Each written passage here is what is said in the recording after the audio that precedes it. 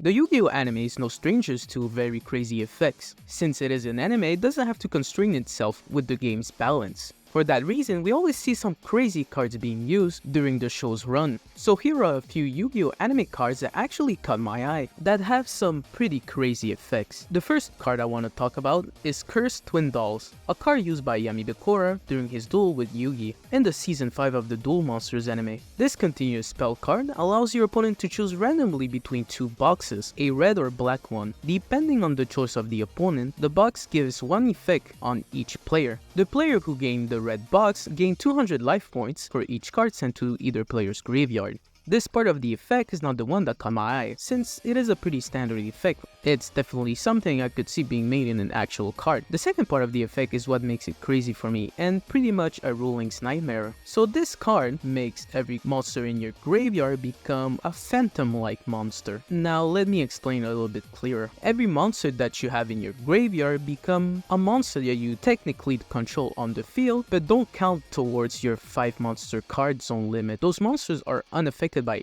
anything, and you can also not use them for anything else. So they can't be removed from the graveyard, they're unaffected by spell traps and monster effects, and their own effects are negated too. Like I've said, they're like phantom monsters that are on your field but are unusable. This card also removes from play all spell and trap cards in your graveyard, and cards cannot be sent from your hand deck or extra deck or field to your graveyard by card effects. However, if your monster zones are unused, your opponent can still attack directly. We're definitely starting with a strong one here. I feel like this card would create a lot of degenerate combos. One of Yu-Gi-Oh's unique aspect compared to some other card games is the fact that you have a limit of monsters or creatures on your side of the field. Having a card that bypasses that rule is just asking for it to be broken. Now how is it used in the anime actually? Well, in the duel between Bakura and Yugi, Bakura's strategy revolved around milling Yugi's deck.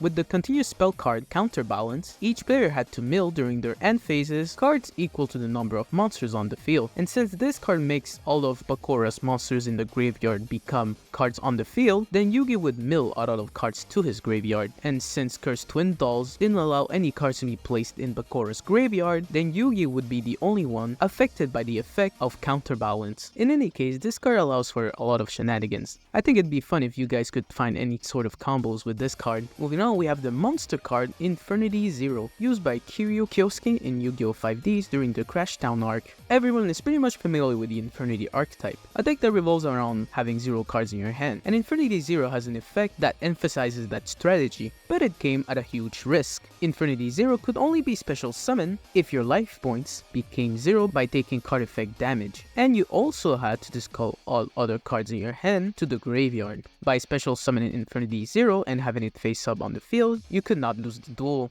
There's only a few cards in the anime that actually does that. There's Divine Serpent Ge and Real Ace-Hole, and technically that card used by that tennis guy in Yu-Gi-Oh! GX, but we don't talk about him. Furthermore, Infernity Zero could not be destroyed by battle. Instead, you take 1 death counter on this card for each 500 damage that you take, and when you reach 3 death counters on the card, you had to destroy it, which would make you lose the duel since Infernity Zero was protecting you up until that point. This card in the anime was used in a tag duel with Yusei against Laoten. It's honestly a pretty cool duel where it shows Kiryu's resolve. That being said, it's also pretty situational, since you need to specifically take card effect damage. This card was actually playable in Yu-Gi-Oh! 5D's Tag Force 5, where it changed a little bit of the special summon requirement. In the video game, you could special summon it if your life points were 2000 or less, instead of it being instantly 0. Then it had the same effect of having the death counters on it. An effect that prevents you from losing the duel while having 0 life points can potentially make for some pretty funny combos. For example, cards that cost life points such as Solemn Judgment are free while you have 0 life points. Another combo would be having Infernity Zero on your field while having 0 life points and using the effect of Hylon the Time Lord for an OTK. The effect of Hylon after it battles is to inflict burn damage equal to the difference between your and your opponent's life points, healing them instantly. In any case, having the card being in the video game pretty much shows why this card has a pretty insane effect. The next card I want to talk about is a card that wasn't actually used, but it was shown in the anime, specifically in Yu-Gi-Oh! Zexal.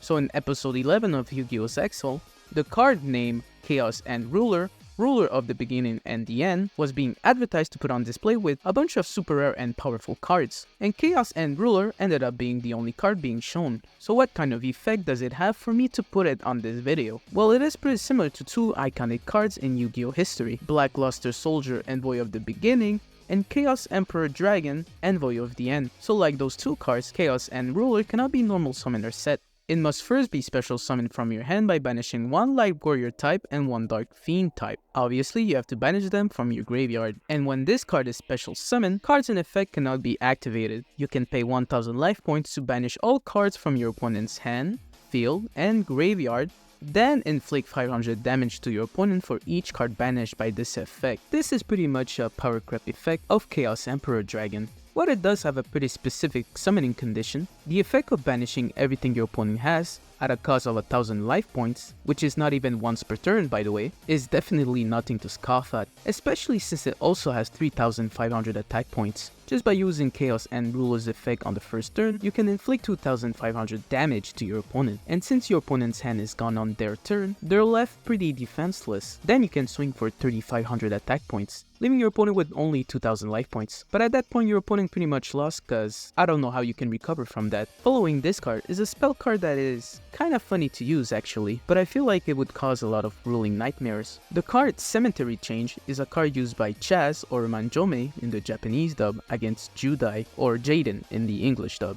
during the Society of Light arc. This card, at the cost of 1000 life points, destroys every monster on the field, then switches graveyard with your opponent.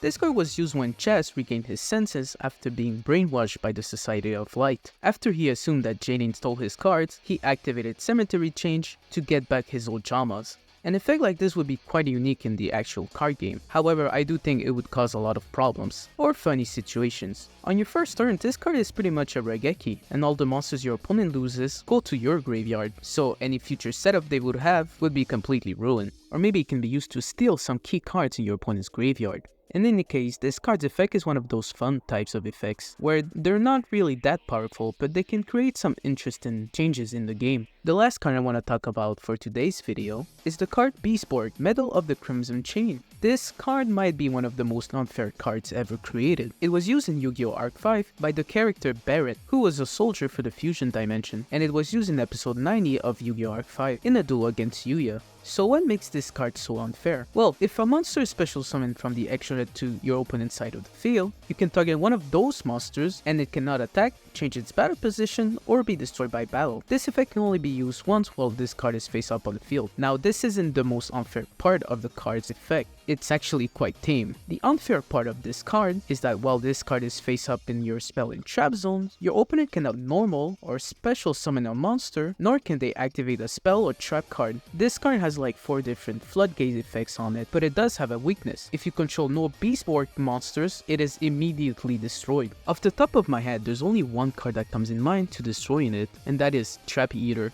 Since it is a summoning condition and not an effect to special summon it, plus it has to send a face-up trap card your opponent controls to the graveyard. But I'd be really curious if you guys can find out a card that can out it, cause I don't think you can kaiju a Beastborg monster, since it is a way to special summon them, and you can't even activate spell and trap cards, although maybe something like Galaxy Cyclone can destroy it. Now, even in the actual anime, the only reason that this card was destroyed was because someone interfered in the duel between Barrett and Yuya, that person being Sergei, who uses Earthbound Servants. If Sergei hadn't showed up to destroy the Beastborg monster that was locking up Yuya, then Yuya would have probably lost without doing anything. Thankfully this card isn't printed yet. Let's hope so. I don't want any card that has like 4 floodgates in it. I can see a lot of people cheese out some Beastborg monsters to play this card. So that's it for today's video. As always, feel free to mention any other cards that I might have missed, or any other ideas that are similar to this type of video. So thanks for watching and see you next time.